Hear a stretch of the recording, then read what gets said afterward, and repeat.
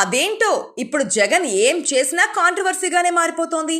జగన్ నెల్లూరు పర్యటన ఉద్రిక్తంగా మారేలా ఉంది. జైలులో ఉన్న కాకాని గోవర్ధన్ రెడ్డిని పరామర్శించేందుకు ఆయన జూలై 3వ తేదీన నెల్లూరు రాబోతున్నారు. అయితే కనీసం నెల్లూరులో ఆయన హెలికాప్టర్ దిగేందుకు కూడా ప్లేస్ దొరకకుండా వ్యూహరచన చేస్తున్నారు టీడీపీ నేతలు. ముఖ్యంగా నెల్లూరు రూరల్ ఎమ్మెల్యే కోటంరెడ్డి శ్రీధర్ రెడ్డి ఈ విషయంలో పంతం పట్టారు. జగన్ కి చుక్కలు చూపించాలని డిసైడ్ అయ్యారు. 3 చోట్ల పర్మిషన్ అడిగితే 3 చోట్ల అవకాశం లేకుండా చేశారు. ఒకప్పుడు జగన్ కి నమ్మిన బంటులా ఉన్న ఆయన ఇప్పుడు ఆయన్ను నెల్లూరులో కాలు పెట్టనివ్వబోమంటూ పంతం పడుతున్నారు. ఇటీవల జగన్ పర్యటనలన్నీ సంచలనంగా మారాయి.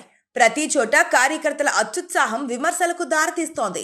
ఇటీవల సత్తెనపల్లి మండలం రెంటపాలెలో జగన్ పర్యటన రోజున 3 మృతి చెందారు.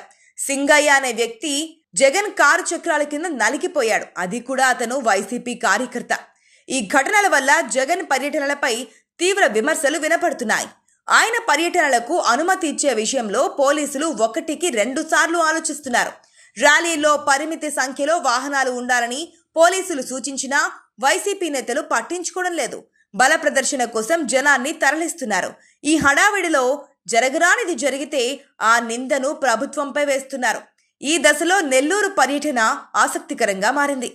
2019 ఎన్నికల్లో నెల్లూరు జిల్లాను వైసీపీ క్లీన్ స్వీప్ చేసింది. 2024 వచ్చే నాటికి సీన్ రివర్స్ అయింది. జిల్లా మొత్తం టీడీపీ జెండా రెపరెపలాడింది.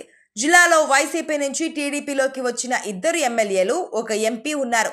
ఎన్నికల తర్వాత మరికొందరు కూడా అదే బాట పట్టిన ఎన్నికల ముందు కోటంరెడ్డి శ్రీధర్ రెడ్డి, ఆనం రామనారాయణ రెడ్డి, వేమిరెడ్డి ప్రభాకర్ రెడ్డి వైసీపీకి చేసిన డ్యామేజ్ అంతా ఇంతా కాదు. మరి బలమైన నేతలు పార్టీ మారడంతో పాటు వైసీపీకి సహజంగానే తగ్గిన ప్రజాదరణ నెల్లూరులో స్పష్టంగా కనబడింది.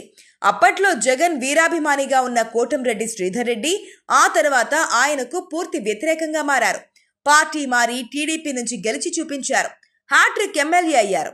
ఇప్పుడు జగన్ పర్యటనను అడ్డుకోవాలని చూస్తోంది కూడా కోటంరెడ్డి శ్రీధర్ రెడ్డి అని అంటున్నారు వైసీపీ నేతలు.